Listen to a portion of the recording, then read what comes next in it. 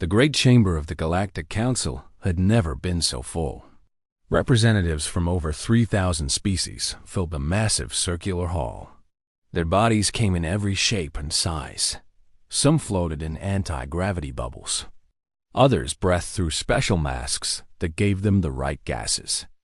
A few existed only as holographic projections from distant star systems. But every single one of them had come for the same reason. They had all received the emergency summons. They had all seen the classified report. And they were all terrified.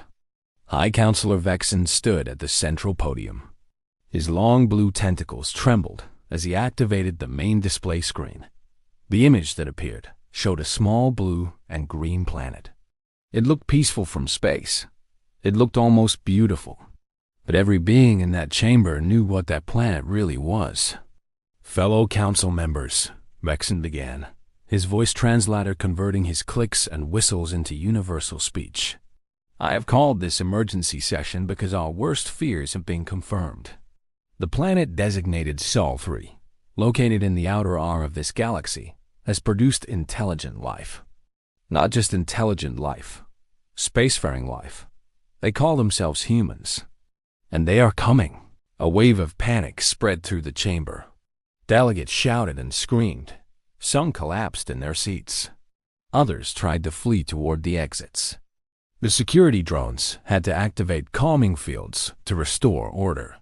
Ambassador Krill from the Methane Collective raised one of his 14 appendages.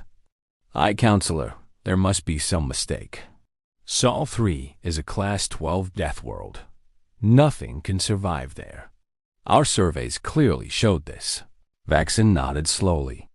"I understand your disbelief, Ambassador. I shared it myself when I first received this report. But our scouts have confirmed it. The humans have not only survived on Sol 3, they have thrived there. They have built civilizations. They have developed technology. And 3 of their days ago, they launched their first faster-than-light vessel. The chamber erupted again. This time, the calming fields could not fully contain the fear. Representative Zola from the Crystal Harmonics spoke through her species' unique vibration patterns. "Show us the data. Show us what kind of world they come from. Perhaps our original surveys were wrong. Perhaps Sol 3 is not as dangerous as we believed." Vexen hesitated. He had hoped to avoid this.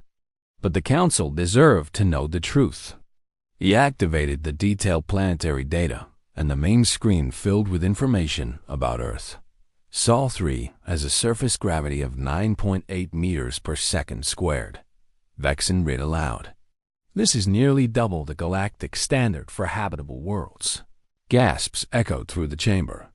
The Florians, a species of delicate plant-like beings, began to wilt at the mere thought of such crushing force.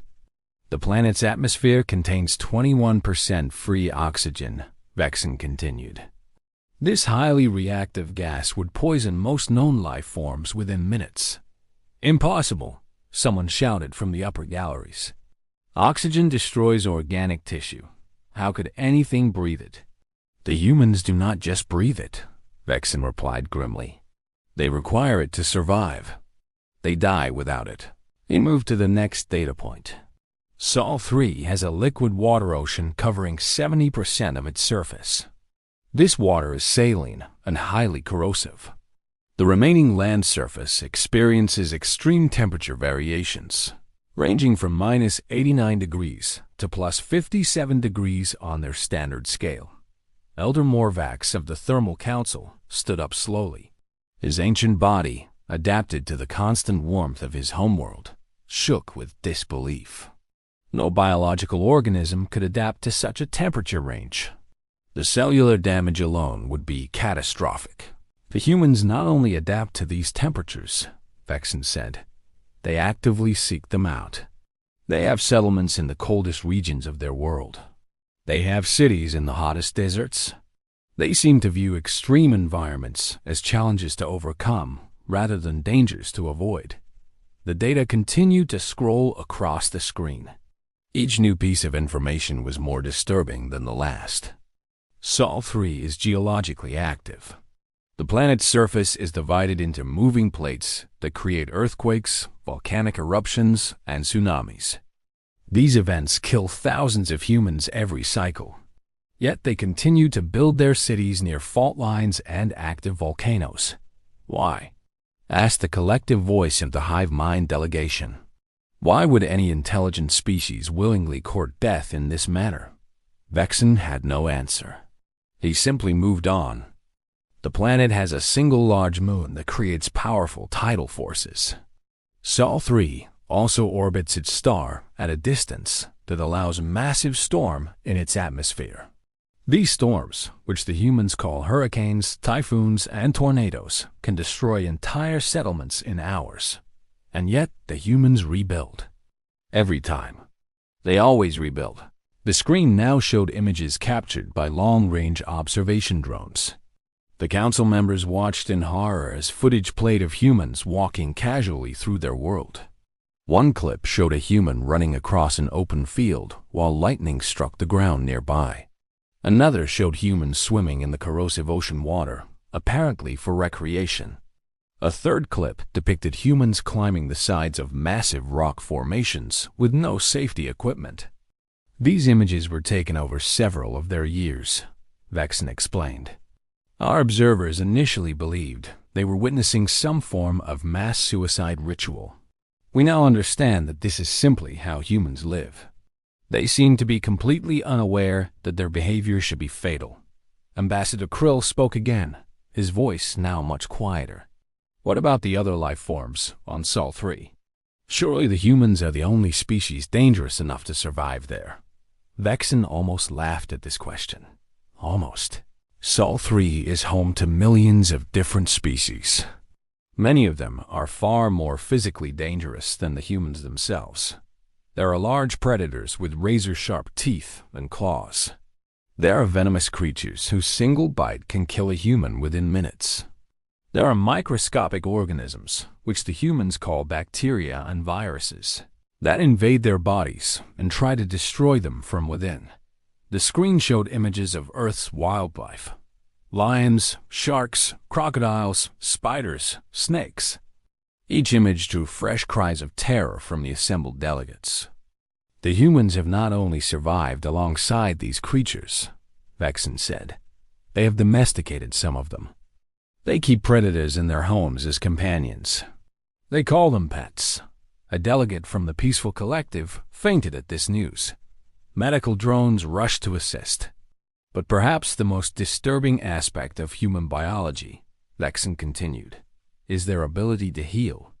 Our medical teams have analyzed human physiology in detail. What they found defies all understanding. The screen now displayed biological data, cellular structures, healing processes, immune system responses. When a human is injured, their body immediately begins to repair itself. Cut their skin, and it seals back together. Break their bones, and they reform stronger than before. Introduce pathogens into their system, and their immune cells attack and destroy the invaders. They have even developed artificial methods to enhance this healing, procedures they call medicine and surgery. Scientist Vorax from the Research Collective interrupted. High Counselor, are you telling us that humans can survive physical damage? That they can be wounded and not die? I am telling you that humans expect to be wounded. Their entire civilization is built around the assumption that individuals will regularly suffer physical trauma. They have entire industries dedicated to healing these injuries. They find it perfectly normal. The chamber had grown quiet now. The initial panic had given way to something deeper, something closer to awe. There is more, Vexen said softly. The humans have not survived their Deathworld through physical adaptation alone. They have done so through sheer will. They refuse to die. When their environment tried to kill them with cold, they invented fire. When predators hunted them, they invented weapons.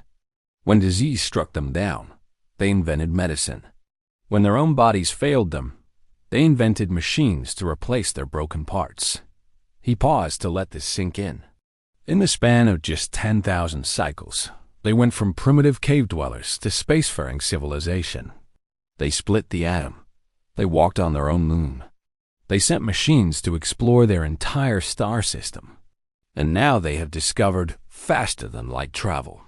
They did all of this while fighting against a world that was actively trying to kill them every single day. The screen now showed the human FTL vessel. It was crude by galactic standards, rough and industrial, and clearly built by a species still learning the basics of interstellar travel. But it was functional, and it was heading toward the nearest inhabited system. The humans do not know we exist, Vexen said. Not yet. They believe they are alone in the universe.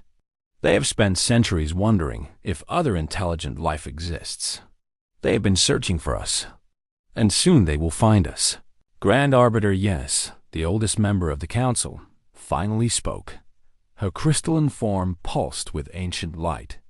What do the humans want? What are their intentions? Vexen called up the final portion of his report.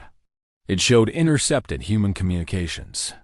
Radio signals, television broadcasts, internet data. The analysts had spent months studying this material. The humans are not hostile, Vexen said, and the relief in the chamber was immediate. At least, they are not hostile by nature. They wage war among themselves, constantly and brutally. But they also show remarkable capacity for cooperation and compassion. They form strong emotional bonds with each other and even with members of other species. They create art and music and literature. They ask philosophical questions about the nature of existence. Then perhaps they can be reasoned with, Grand Arbiter Yenis said hopefully. Perhaps, Vexen agreed. But we must understand something fundamental about these beings. They did not survive Sol 3 because they were the strongest or the fastest or the most intelligent creatures there. They survived because they simply refused to accept defeat. When faced with any obstacle, any challenge, any threat, their response is always the same. They adapt. They overcome. They endure. He looked around the chamber at the thousands of species represented there. Each one had evolved on carefully balanced worlds where conditions were optimal for life. Each one had developed in environments designed by nature to support them. None of them had ever faced the constant struggle that humans experienced every day of their existence. These beings have been forged in the hottest fire the universe could provide, Vexen concluded. They have been tested against every possible danger, and they have passed every test. They do not know how to give up. They do not know how to accept limitations. And now they are about to join the galactic community. The chamber was completely silent. The question before this council, Vexen said, is not whether we should fear the humans. We should. Anyone who has survived Sol 3 has earned that respect. The question is how we should approach them. Do we hide and hope they do not find us? Do we attempt to establish peaceful contact? Or do we prepare for the possibility that a species forged on a Deathworld may see the rest of the galaxy as just another challenge to overcome? No one had an answer. No one could even begin to formulate one. The Galactic Council remained in emergency session for 12 more days. They debated and argued and considered every possible option. In the end, they decided to send a diplomatic vessel to meet the human ship. They chose their bravest and most skilled negotiators for the mission. As the diplomatic vessel launched, carrying the hopes and fears of 3,000 species, the council members watched from the observation deck. Somewhere out there, in a crude metal ship powered by primitive technology, a species born on a world that should have killed them was taking its first steps into the wider universe. The humans were coming, and the galaxy would never be the same.